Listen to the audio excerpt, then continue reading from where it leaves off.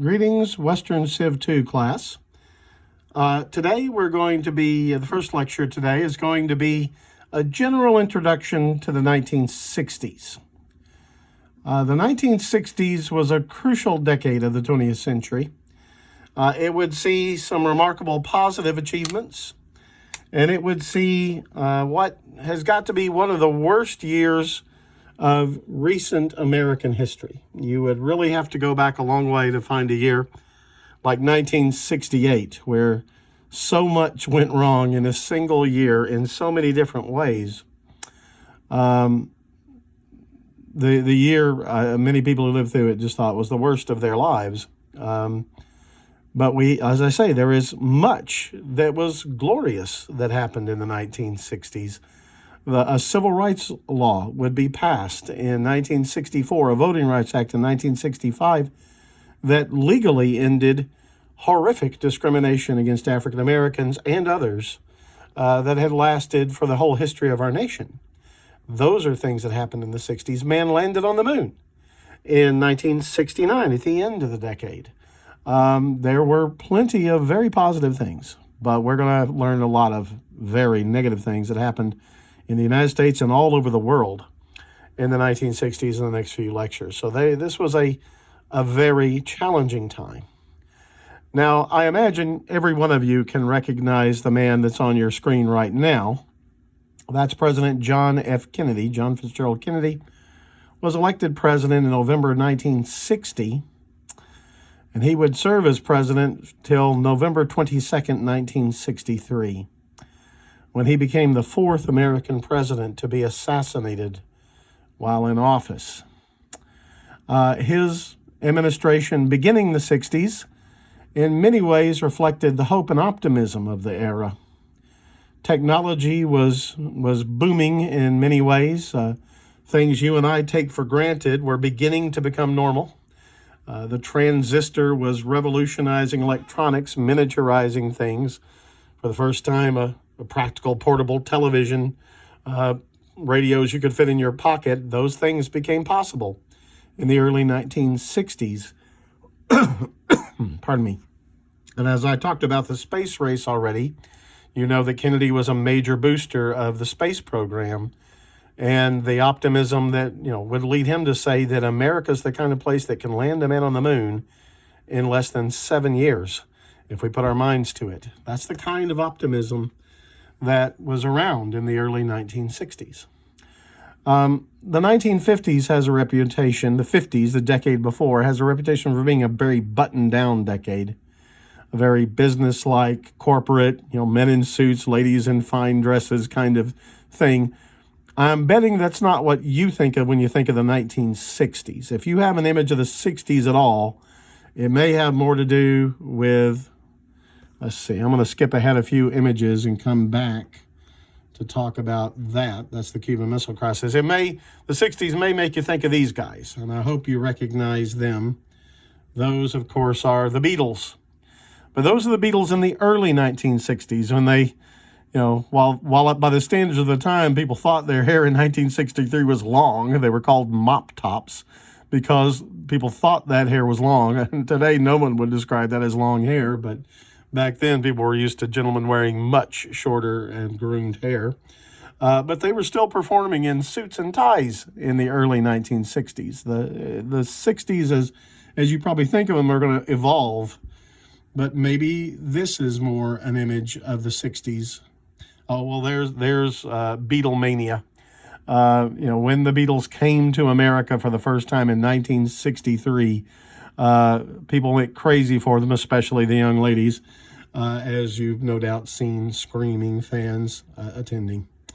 We're going to come back to that, but the 60s would see major changes in art. This is Andy Warhol, a young Andy Warhol, who is the father of one of the fathers of what's known as pop art, which was really almost a kind of mocking of art as a discipline. What you see there is a cow, of course, on the wall behind him.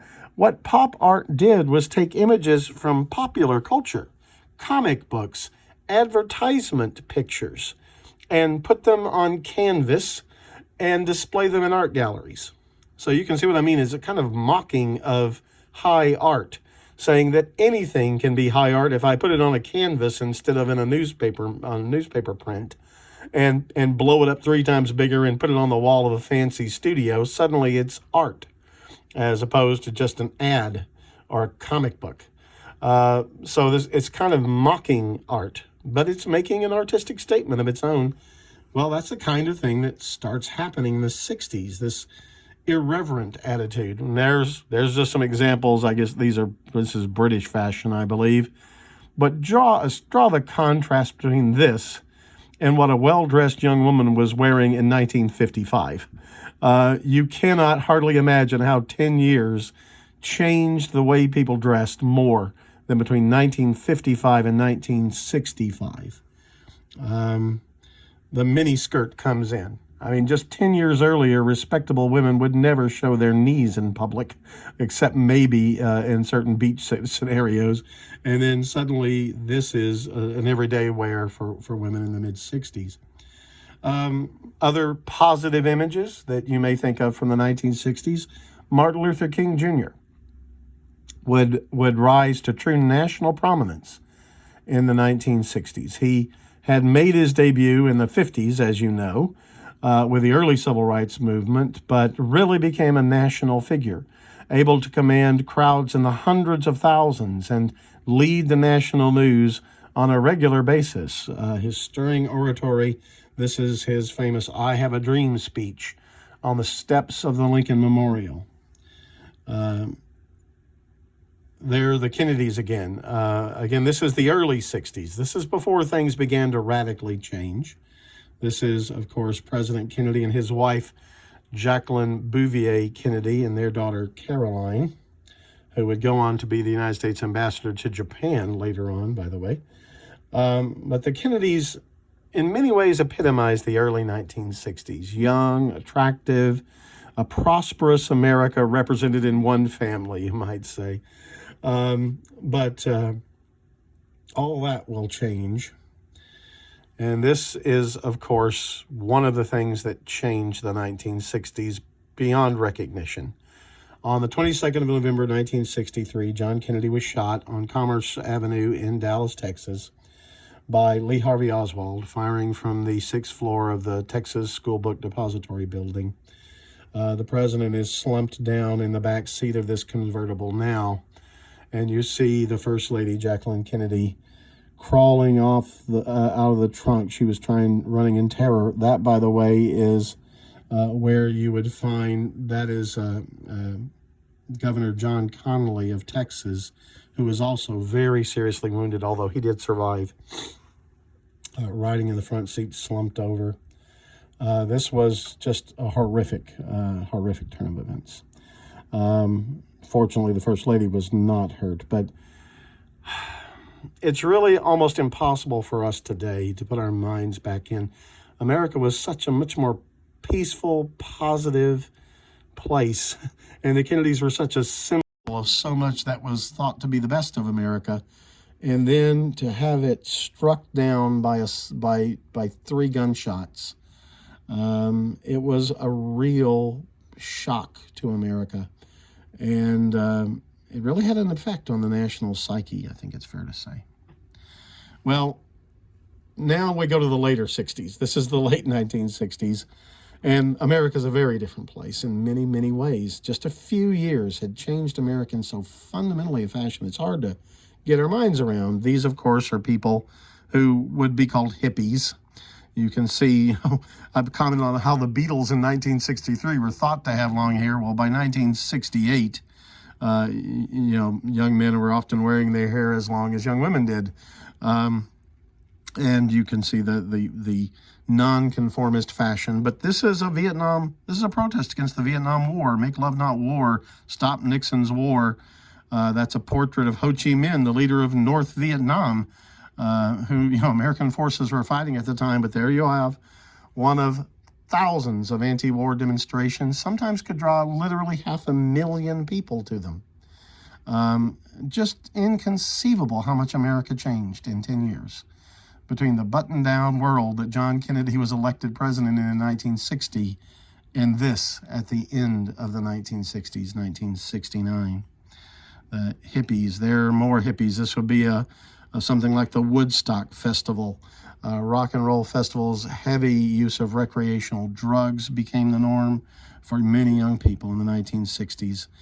John Kennedy's assassination was not the only one. This is his brother, Senator Robert Kennedy, struck down in the terrible year 1968 by an assassin's bullet after winning the Democratic primary in the state of California.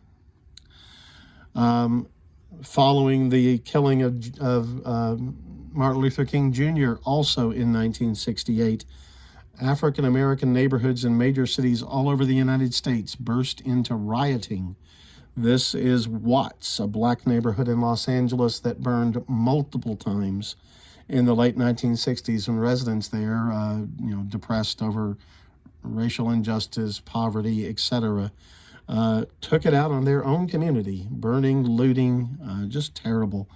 The 1960s, this was America, this was Detroit, this was Newark, New Jersey, this was Philadelphia, this was Los Angeles multiple times. The rioting. That is the assassination of Martin Luther King Jr. Also in the terrible year 1968 in Memphis, Tennessee. You see him fallen there and other civil rights leaders pointing to where they believe the shot had come from. He was killed by a racist named James Earl Ray. Well, if the 1960s began, and I think here's the Edmund Pettus Bridge. This was a giant civil rights march in Alabama to protest Jim Crow racial segregation in Alabama. Thousands of people peacefully marching, mostly African Americans in this photo, but there were also whites who joined in solidarity with them. A high watermark for the civil rights movement in the early 1960s. By the late 1960s, you have the Black Panthers. You have militant African Americans who feel that white America will never give them true justice, white America will never protect them, and their motto was by any means necessary. And you see these men have taken up violence, and sometimes violence against police officers, because they considered the United States to be an illegitimate racist state. And so you see that sometimes these kind of violent young people would take over college campuses, literally by violence, storm the buildings, armed to the teeth. Universities were shut down sometimes for weeks at a time by student protests that often did involve violence or the threat of violence. Very different. The late 1960s, just shocking transformations in American culture. Let me go back and see if there's anything else I want to talk about from these videos. Oh, a couple of things in the Cold War. One of them happened in 1961 when the tensions between East and West ratcheted up. This is when they began building the Berlin Wall in 1961. Until 1961, it was possible to relatively easily move from communist East Germany under Soviet control to free West Germany under American, British, and French control in Berlin. The line was painted on the ground, and you could walk freely back and forth. Unfortunately, from the communist point of view, increasingly people did not want to be in communist East Germany. They wanted freedom. They wanted economic opportunity, which communism simply didn't provide. And the best and the brightest of East German society, professors, doctors, lawyers, engineers, were leaving in droves to go to freedom in the West Germany.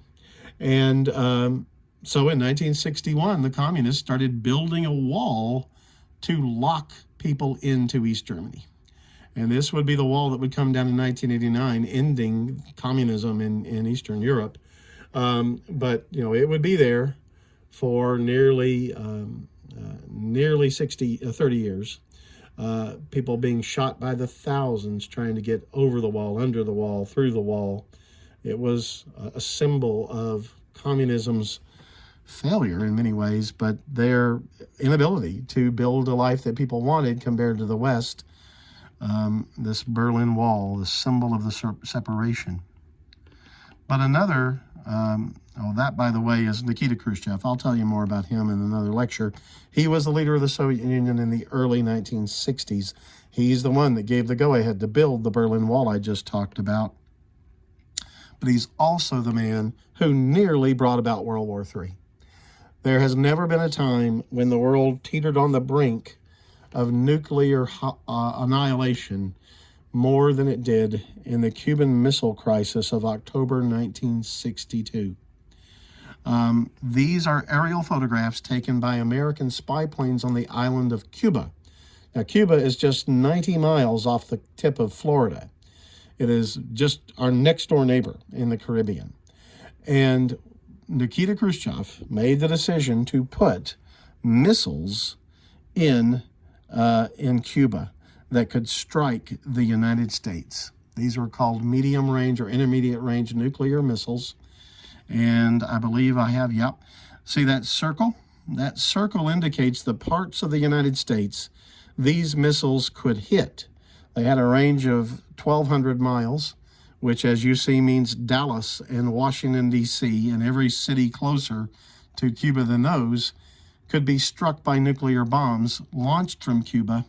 And although it might take a couple of hours for nuclear missiles to get to the United States from Russia, launched from here, Washington, D.C., Dallas, St. Louis, Houston, Miami, all of them could have been wiped out in less than half an hour. We would barely even have time to begin to move before they were annihilated by these missiles. So John Kennedy in the Cuban Missile Crisis will have to face down Nikita Khrushchev and get him to move those missiles out. I will deliver, I think, a whole lecture on this. It's so important to understand. But there's Cuba right there. This is the tip of Florida up here. Right, there's Cuba. And there shows you on the island, there's Florida up here, and this is Cuba, where the missiles were located in Cuba. And there were a lot of them when we discovered them in October, and they were live by then. They could have launched. So the world went right to the brink of annihilation, but fortunately didn't get there. Okay, so that's an overview of the 1960s, some of the stuff we'll talk about. I just wanted you to have some visuals of how America changed, how the world changed in the 1960s.